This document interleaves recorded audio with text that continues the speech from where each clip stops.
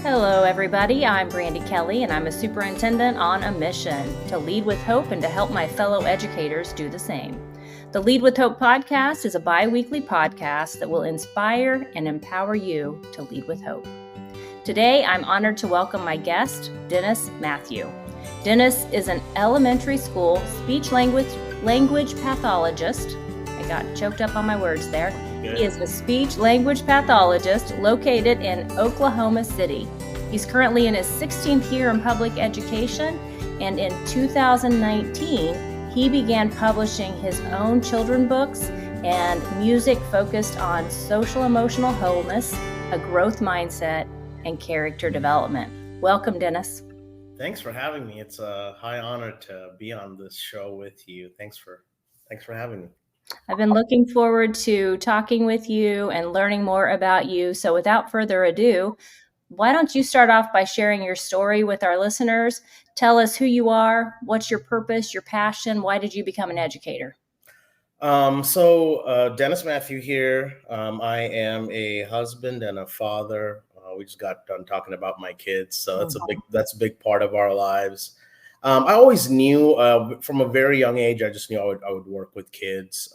Just growing up in church and whatnot, I was very involved in children's ministries and youth ministries and things of that nature. So it just made sense to kind of let that flow into pursuing a career, education, etc., in a way that I could still continue to be a positive influence and impact with kids, with children.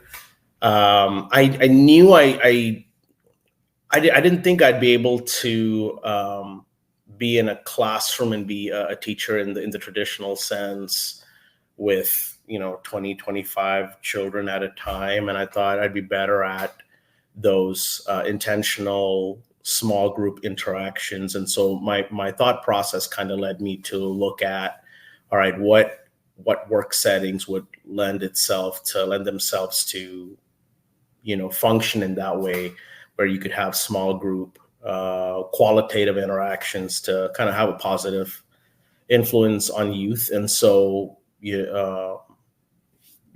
a counselor was an option. Being a speech pathologist was one of the other options. And so I kind of then distilled it down to looking into speech pathology, because I've always had a love for words and the spoken language. Mm-hmm. And so that's kind of where my path led and went to. And so that's what got me into this, got me into being a speech pathologist.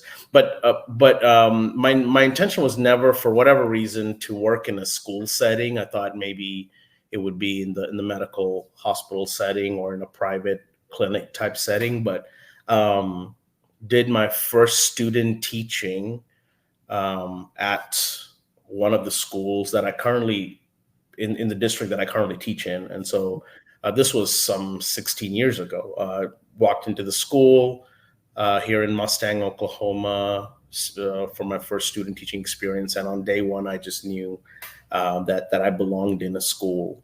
And so I currently work for that district. Even before the student teaching experience was over, that district offered a job to me and said, we'd love to have you on staff because you seem to fit very well. And so it was just even beyond speech pathology, just the value of making connections and just, bringing hope and just any positivity that I could bring to a child's life. And then beyond that, also getting to know families.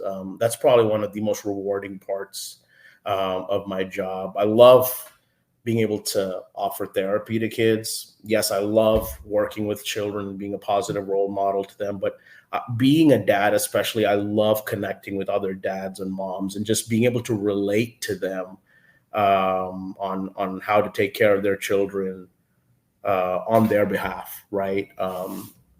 So like this morning, I'll just use an example. At our school, every morning. So I have the honor of unlocking our doors every morning in my building. So I take great pride in being able to do that. So every morning, this is since Christmas break, every morning we have a first grader that here recently is just having a lot of anxiety with kind of facing the day for whatever reason. And his dad drops him off. And so when it started happening 2 to 3 days in a row, and I'm usually up front just greeting everybody, I just checked in with the dad and I was like, hey, is everything okay? And that's when he opened up. He was just like, for whatever reason, my kid's just dealing with some anxiety. And so then just being able to connect with him as a dad, and then being able to ask him, do you mind if I check in on your son at some point during the day to just make sure if he's okay? And just getting to see that dad feel like, okay, these people are like looking for my best interest. Even when I can go to work, Right. I can be at a peace of mind knowing that there are people in this building that look out for my children. So just that, being able to just being a dad has kind of added another layer of appreciation of being a parent who's also an educator, because I always tell my dads and moms, like, you know, your kids are our kids. I look at them as they're my kids. And so I care for them like you would. So that's definitely a rewarding facet of being an educator as well. So all of that is kind of, it was a composite of all of that kind of drove me into education. And I, you know, I'm sure we'll get into this a little bit now, experiencing some success with my authorship and the business side of things. I always get asked the question when I travel around the country, do you ever see yourself going into being an author full-time? And I always respond with, I'm already doing it full-time, Right. as far as the hours investment is concerned. But I can never quite see myself making I mean, you know, who knows what the good Lord has in plan, but I could never see myself detaching myself from a school building, because no matter how much travel I do and no matter how many assemblies I do in front of thousands of kids, there's always just coming back to my little village always just makes me feel like there is a place where I can call home. It grounds me. It kind of frames reality for me that these are the struggles that everyday people deal with. And a school building gives me a lot of life, just everything about it. So all of those reasons are why I'm in education. And I would love to be able to say someday in the future that, man, I gave this field 35 years of my life and I'm retiring an educator. That would just be, man, that would just be a high honor for me. So yeah, all of those reasons are why I got into education. And in this journey that I'm on, as I'm writing books and traveling the country, it's just every time I meet educators like myself who find so much joy in being part of a village, like a school building, man, it just, the synergy that I feel with my siblings in education, I love that. And we need more of us in this field to inspire our tomorrow, right? To take care of our babies. And so that's where my heart is. And that's why I got into education. Yeah, I love that, Dennis. And, you know, before we hit record, you shared a little bit with me about your 5-year-old who is going to that same school that you get to go to every single day, and just building that climate and that culture for your children and for other people's children. I mean, that's something that I always said and still do. You know, I treat kids the way I would want somebody to treat my kids. They're our kids. You said it. They're our kids. And we have to do the right thing each and every day and put their needs before our own needs, just like we would our own kids. And we're very fortunate to have people like you in education, especially in a time when we need hope. We need to harness that hope and to share that hope with other people in education and out of education. We're better together, right? Absolutely. Yeah. So that's what, and also like just building and maintaining the relationships that I have with my fellow educators in my building.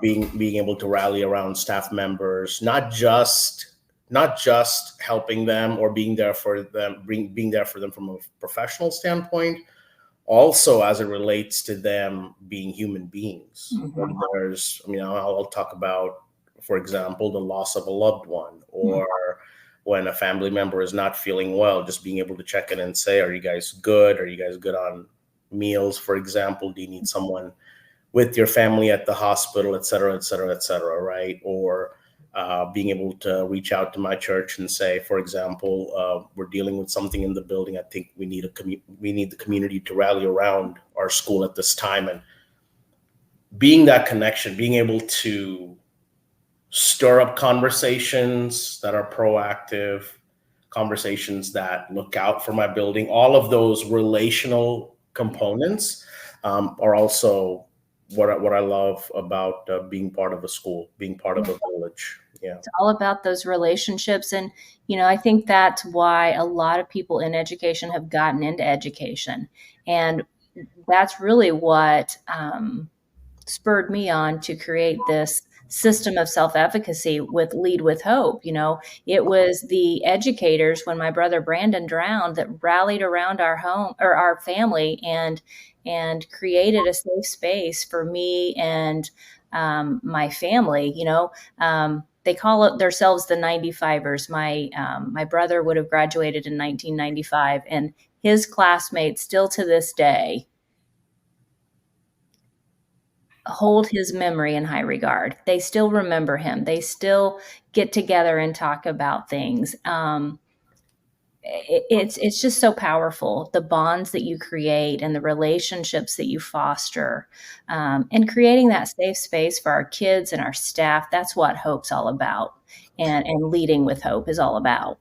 One thing I've noticed, the word that comes to my mind as we talk about caring for one another, the word that comes to my mind is ownership. Mm-hmm. And it's really interesting how if we want educators to take ownership of their professional development and growing in their field, I've noticed that comes about a lot easier when educators feel like their neighbors, the people in their village, have taken ownership of them. Mm-hmm. So when people feel like, when I say ownership, I mean like you are a part of me, I'm a part of you. Like, so when we take ownership of each other and make, the professional development, growth in our career, for lack of a better word, a secondary component or an outcome of the first, right? I feel like the growth that each educator goes through does not feel forced. It feels natural. It feels organic. I can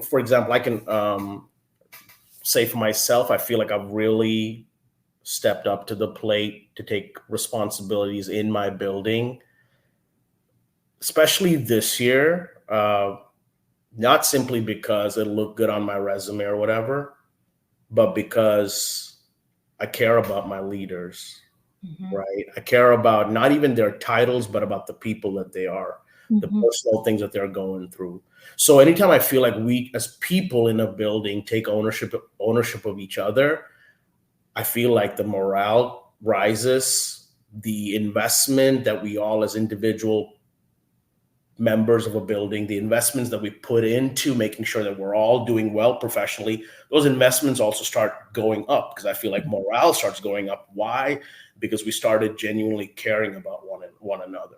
Right. So there's in my building, I think it's pretty honest and authentic to say that any of my building members know that they can call on me for anything at any time, regardless of what's going on in my room. So if I have a session, for example, going, and I hear a child having a moment, we'll call it that, in a room down the hall, it's very common for me to say, kiddos, just hang for a second. I need to go check on a teacher real quick, and I'll go knock on the door and say, everybody good? Or just send a text and say, do you need to send that friend down to my room to come take a break? Right. So being the speech therapist, and in that role, having some liberty to create my schedules the way that I want it, right? There's a lot of flexibility that I get in my field with scheduling groups and things of that nature.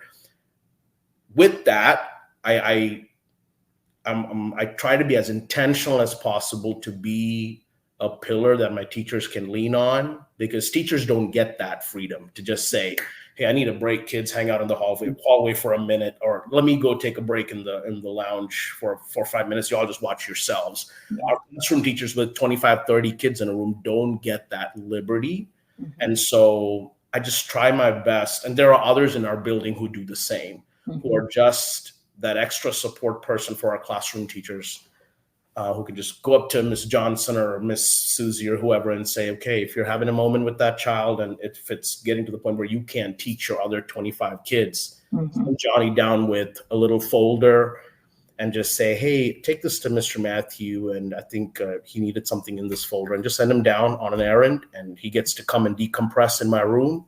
And we won't even have to talk about what happened, but just a change of scenario. If that de-escalates that child and helps him or her get to a better place, and he or she can regroup and then go back to class. And if that's what I can get to do for my fellow teachers, then that's how I show my friends in the building, hey, listen, we're part of a team. You're not alone on an island. Right. I'm here looking out for you. So anytime people feel like, anytime you get the vibe in a building that team members are taking ownership of each other, I think as a natural organic byproduct of that, you see morale go up. Hey, let's all rally together as a team. Let's do the best we can to get test scores up or get grades up. All of that comes as a natural byproduct.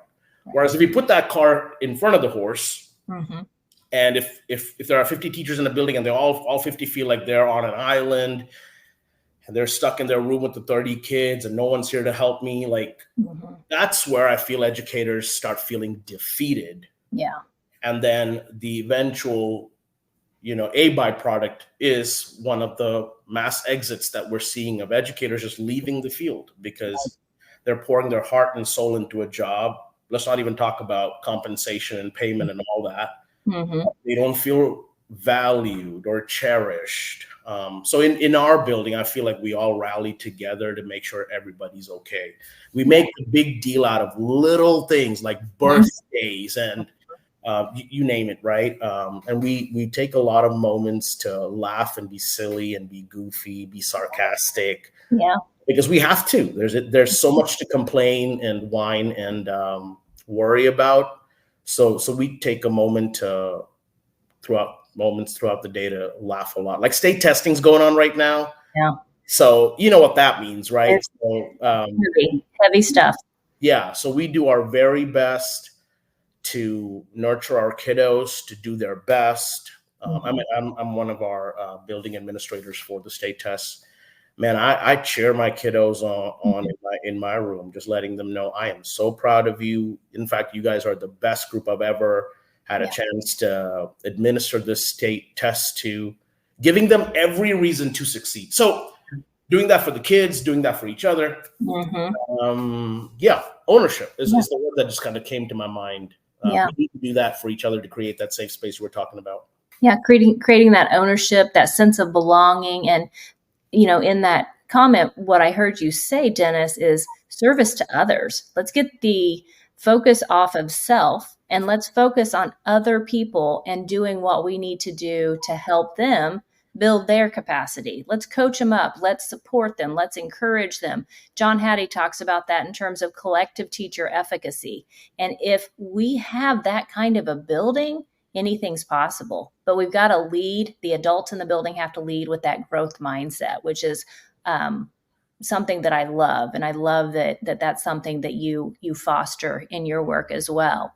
But moving into, the system that I have created of self-efficacy, H stands for habits, O for optimistic outlook, P for passion, purpose, and perseverance, and E stands for excellence. And, knowing that educators today need hope, they need to foster that sense of self-efficacy, they need to build that collective teacher efficacy that we've been talking about. Which of those letters in that acronym resonate with you most and why?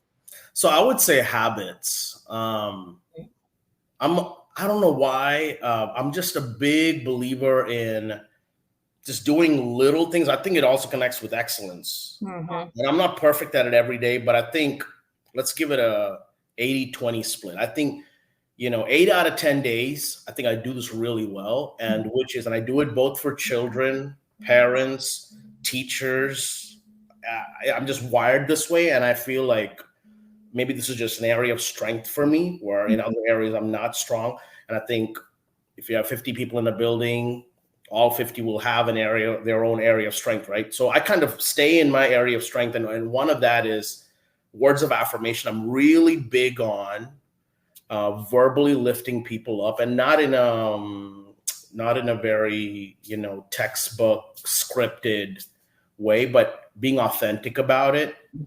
So right from the beginning of the day, that's a moment where the first face that children see, I mean, we've got 750 kids in the building. Yeah. So we've got about 7 buses that come, and just the floodgates open. And there are times where I stand at the front and look into our building, our main hallway, for those first 10 minutes when the buses open up, kind of gives you the feel of a college campus. Like, it's just busy. And so the very first face these kiddos see is me. And I take that as a high honor, right?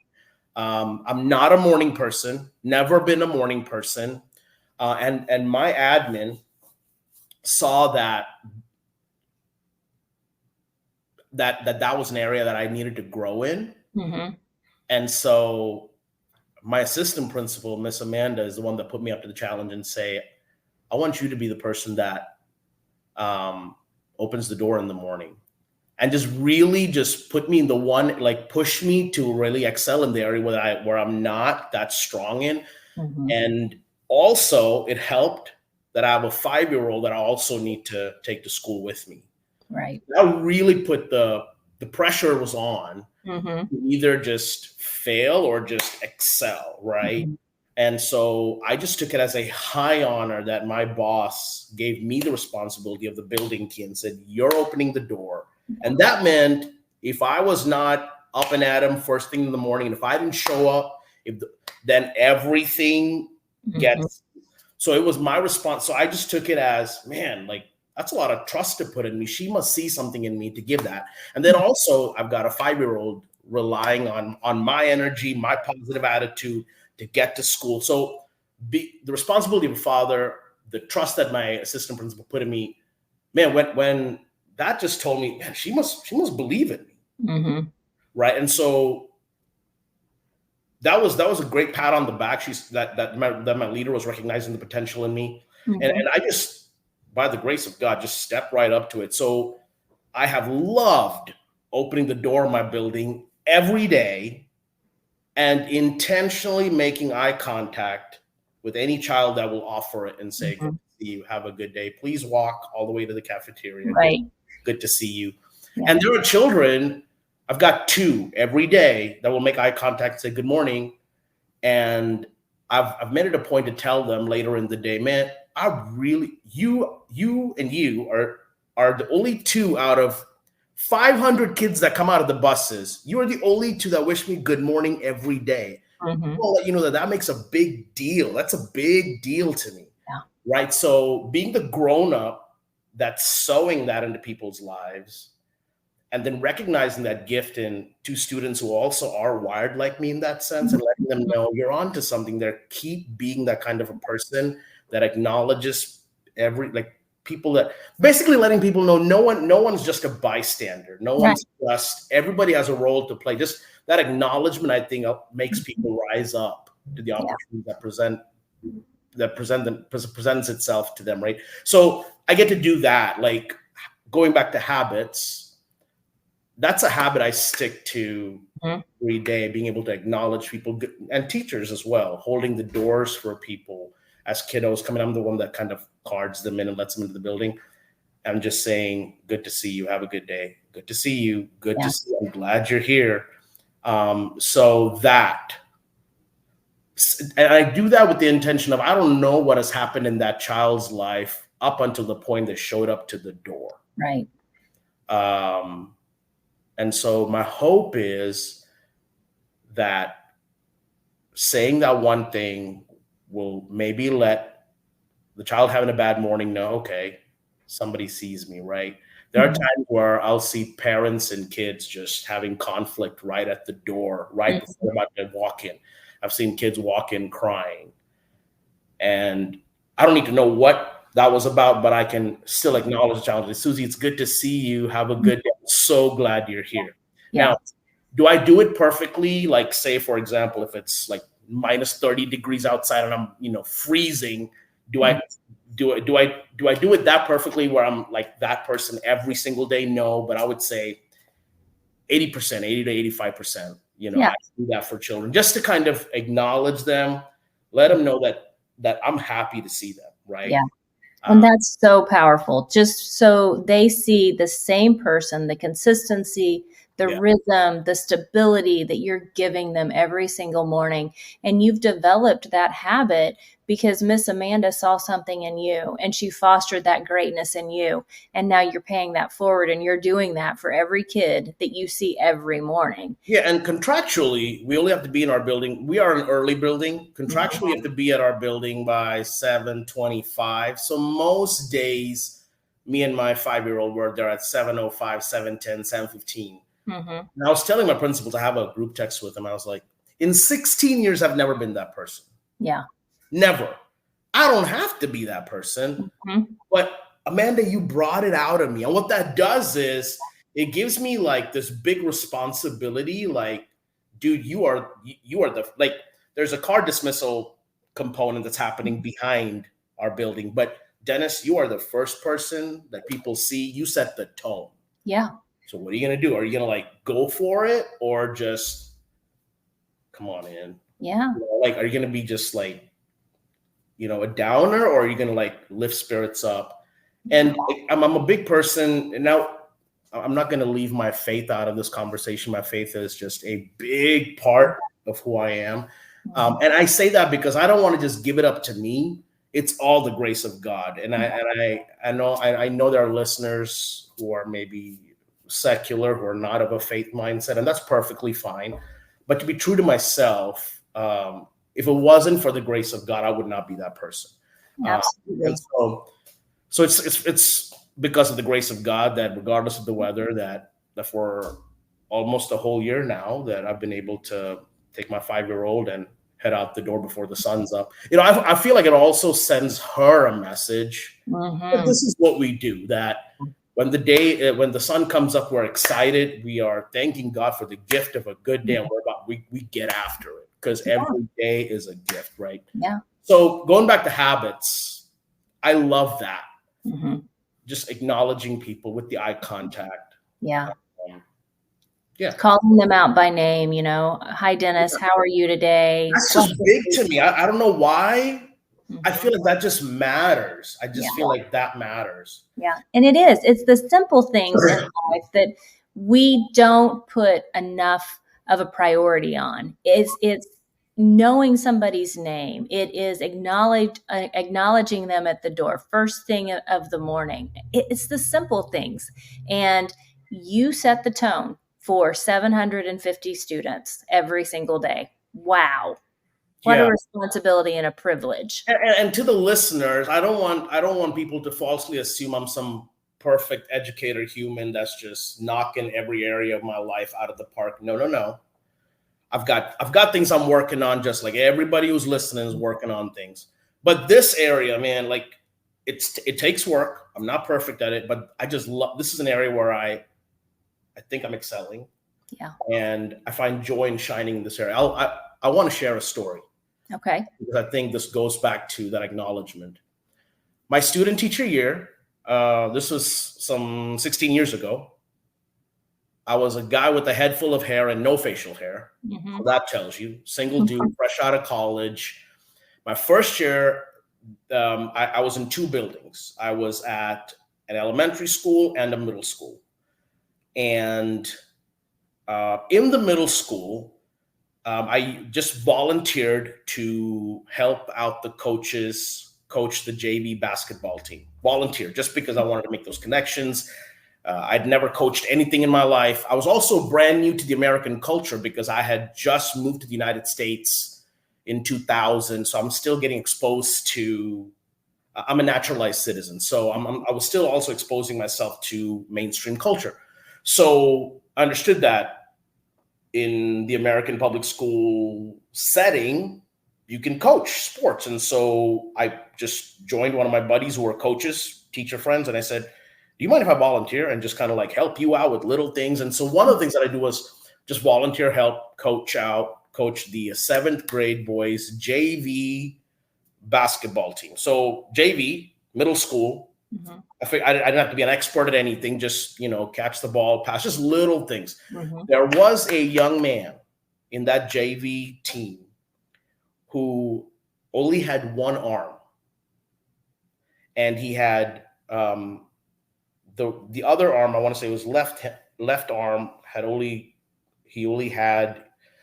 grown up to his elbow, right? So he did not have the whole forearm hand. And man, like, just the enthusiasm with which he had managed to shoot a ball with his left elbow, mm-hmm. right, bicep and elbow, and his right hand. And he was fast, just zipping on the court. He would shoot the ball. It was like his disability had not fazed him. 7th grader, little guy. And man, for whatever reason, I would always just cheer him on. Good job, Michael. Man, you're doing so good. Mm-hmm. I didn't know anything about basketball. I wasn't even trying to teach him the sport. Yeah. But just cheering him on. Well, why not? Mm-hmm. Right? And so anytime I saw him in the hallway, it was very important for me to make sure that this kid, for any reason, did not feel left out. I would always acknowledge him. Mm-hmm. Years pass by. He, moves on from middle school. That was the only year I taught in middle school. Only year. Because I was like, I don't think middle school is quite my jam. I need to be in the elementary space. So then for the last 15 years or so, I've been in the elementary space. And so years go by. Now I'm married. We definitely have a daughter. On Facebook, so many years later, I'll come across a profile picture, and it said Michael Wilson. And it was the picture of a composer leading a symphony. That was the profile picture. And the face looked so familiar. I was just like, oh no. So I add him on Facebook. He accepts my friend request. I message him and I was like, dude, did you go to Mustang North Middle School all those years ago? And I saw that he had the same like physical attributes and whatnot. He was like, yep, that was me. I remember. He said, I remember you. And the one thing he said, he was not one of my speech students. The one thing he said was, you were always nice and kind to me. You always said hello to me in the hallways when I was passing by. Now, I was looking at his feed. He is now a producer in Hollywood doing, like, when you watch shows on, he's got quite an impressive resume. Mm-hmm. Like, there are shows that I've come across on Netflix and Amazon Prime and whatnot that he does soundtracks for. Wow.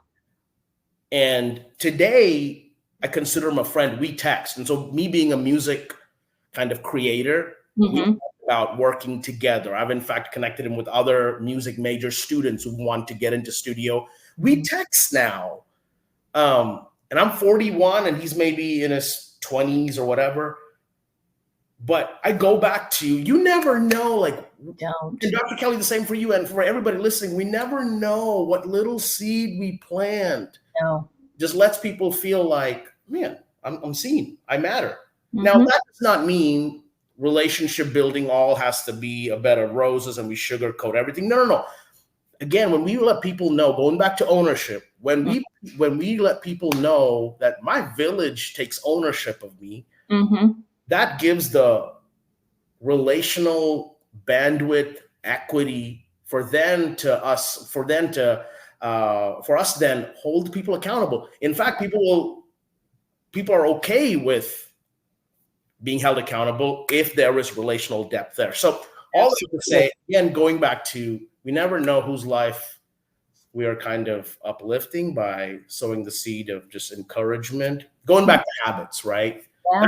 Habit, by the grace of God, I stick to building people up with little things. And there are people that do the same for me as well. So habits is what resonates with me. Man, I said a lot about that. I'm sorry. That was gold, though. That was wonderful. And I think that, you just nailed it with the importance of those habits, those simple things like acknowledging people, people taking ownership and building one another up, and then not stopping there, but just like with our kids, our own children, if you didn't show up at that front door, Miss Amanda cares enough about you. I can tell just with our conversation, she's going to hold you accountable. If you don't show up, she's going to hold you Well, accountable. she does, and she does. Yeah, by the grace of God, I've never not shown up. I mean, she's called me to the duty. But the fact that, but she and I had relationship, and that's why she was able to speak truth to me and said, "I think you'll be good at this. Do it." Yeah. Right. And so, but if there was not relationship there, I think she would have offended me by pushing me to a task. But because she knew that there was relational depth there, and so that gave her my permission to, you are welcome to push me to be better, right? Absolutely. And you know, people that care about people, that's what we're focused on. We're focused on helping them be the best that they can be. And you said earlier too, you talked about Michael, who had an adversity, and he overcame that adversity, and he's wildly successful, it sounds like, in his life now. But for me, that's what leading with hope means. We're facing our adversity, we're overcoming our adversity, and we're helping those around us do the same. So speaking of that, is there a time when you've faced adversity in your life and you've overcome that by leading with hope? Yeah, I would say my third book, How Grizzly Found Gratitude's all about that. Now, I've dealt with many chapters of adversity throughout my life, but I came to the U.S. in 2000. I've lived all over the world. I've moved around quite a bit for health reasons and whatnot. But when I moved to the U.S. in 2000 and started going to school here in Edmond, Oklahoma, got my bachelor's, got my master's, and kind of started making home in the Oklahoma City area, I thought, okay, this is finally a place where I can call home. And I started, I started going to a gym consistently, started building a village there. I started becoming part of Mustang School, started building a village with that, started going to church locally, and that became another village. And I thought, okay, this will forever be my home, and I get to build my future here. And I said, I will never move for anything or anybody. Well, 15 years later, in 15 years later, I moved to Boston. And I said no one would ever make me move. And then I met my wife, my then girlfriend, who then became a fiance. And now we're married. We're going to be celebrating our 9th anniversary in September.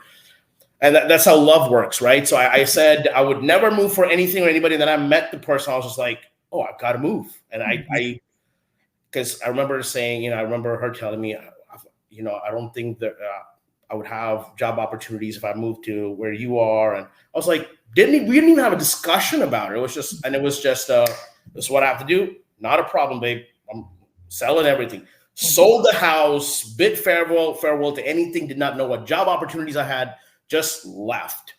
In that transition, man, I didn't realize, we talk about our kids who go through transitions, the educational setting, whether they're moving because family's military or the home front's going through conflict or whatever. And we talk about how it's hard for our children to go through transition.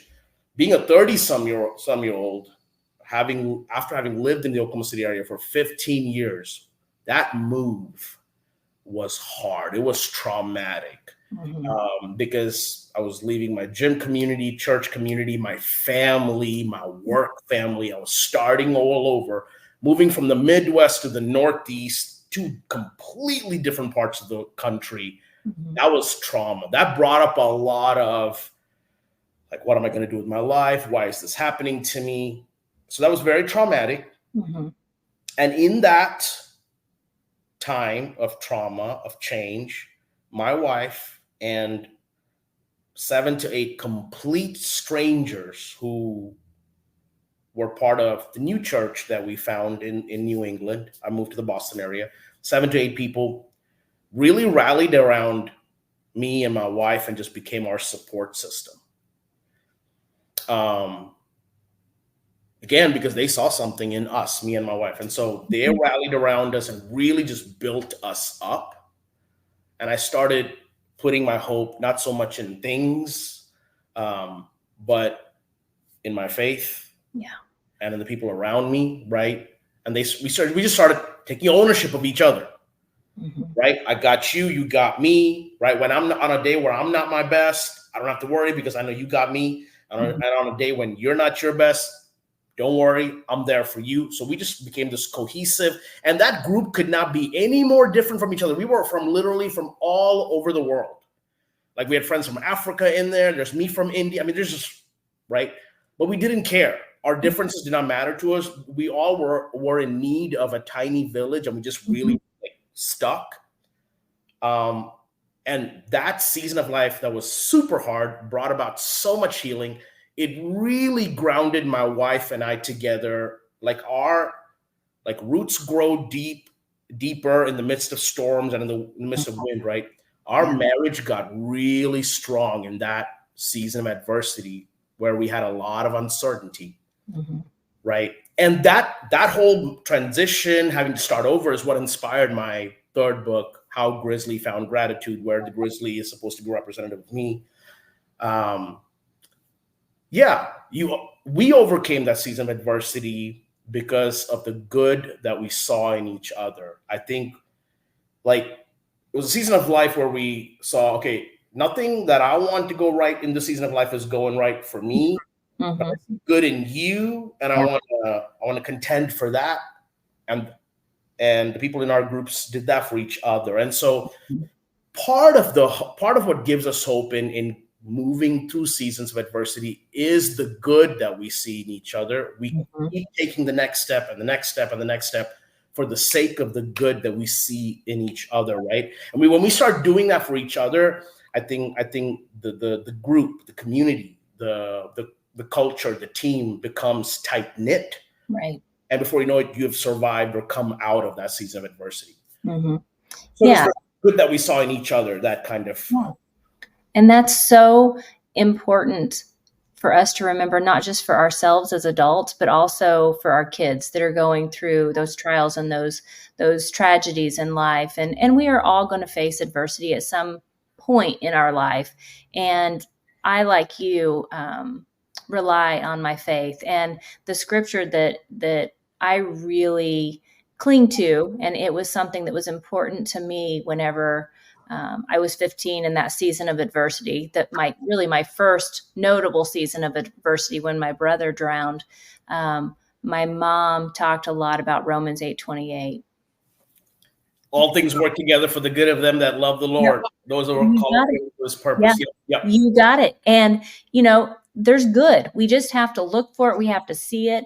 And it's about the people that God places in our life. And sometimes that's for a season, a short season or a long season, but we have to support one another, and we have to grow, and we also have to share that hope. And our hope comes from our faith. I mean, mine does anyway. Yeah, and Jeremiah 29:11 is another one. Oh gosh, for love that one. So another thing that, and you're about to, my daughter will probably walk in and say hi to you. Okay. You'll get to meet them. Which is fun. Yes. Part of what gives me hope is that I have a somewhat real understanding of my limitations, right? I don't know everything. Right. But I know someone who does. Yep. Whew, right? So I don't see the big picture, right? But I know someone who does see the big picture, and the hope comes from the trust that I have in my higher power. All that to say, not to over religious or make things overly religious, but when there's no hope in the immediate situations that we're in, grasping a better understanding of the big picture can give us hope. Yeah, that's what's gotten me through times of tragedy and adversity. It's just knowing that there's something out there that's bigger than me. There's a plan for my life, and it's a plan that, when I don't have the answers. Hello, how are you? This is Raymond. Hi. How are you today? Good. Yeah, it's nice to meet you. Thank you, Mom. Yeah. But Um, when you don't know the plan, you know somebody who does. God has us in the palm of his hand, and he knows what he has for us, and his purpose for us is so, so big. and also to speak to the educators that, I mean, this school year will wrap up pretty soon. Pretty soon will be in August with the daunting task of our class lists and staff expectations. Right? And August is going to feel overwhelming, like August feels overwhelming every year. Yep. And to those educators, I can tell you in August, what gives me hope is the big picture of what students will look like at the finish line in May. Yeah. So that big picture kind of keeps me just taking one step every day, right? So for people of faith, our faith kind of gives us that hope, the big picture. But for people who don't subscribe to, our beliefs or whatever, I still want to make the big picture relevant. In that, hold on to the big picture, right? For our teachers who are getting brand new babies in at the door in August, and you realize, oh my gosh, this child does not know his letters, his sounds. This child did not go to pre-K, or et cetera, et cetera. Under your tutelage, this child is going to become more knowledgeable, more successful. So I want to encourage my educators to kind of see that finished product at the end, the bigger picture. Right. And, I think that education is such a privilege and a responsibility. And it's something we can share with the people that are out there listening. It's something that you sharing your story, I hope, will give them hope to face another day, to persist, to persevere, and to do what it is that we do. And I hope to find that joy in what we do. So as we're wrapping up today, Dennis, why don't you tell our listeners about your most recent project and how they can connect with you on social media? Yeah, so I've got 3 books: Bellow the Cello, My Wild First Day of School, and How Grizzly Found Gratitude. Those 3 books are what I've already published. I'm currently working on 2 to 3 more books. Music's just nonstop. I'm putting new music out pretty often. But my website's a great place where people can connect with me, booksbydennis.com. On X or Twitter, Stories by Dennis. On Instagram, I'm Books by Dennis as well. You can look me up as Dennis Mathew on Facebook.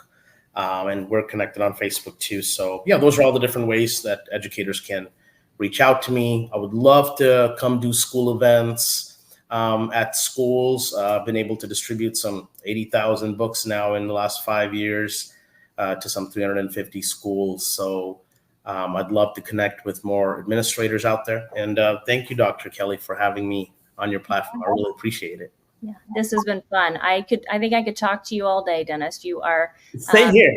Very welcoming, very inviting, and your story's intriguing. And I think that you're doing great things out there. So keep up the great work, and I hope to connect again soon. Thank you so much. Same to you. I appreciate it. Thank you.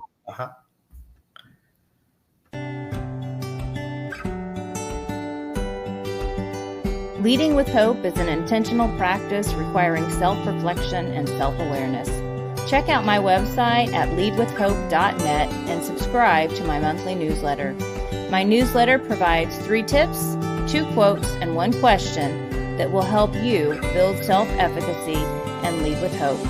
Thanks for tuning in today, and have a great day.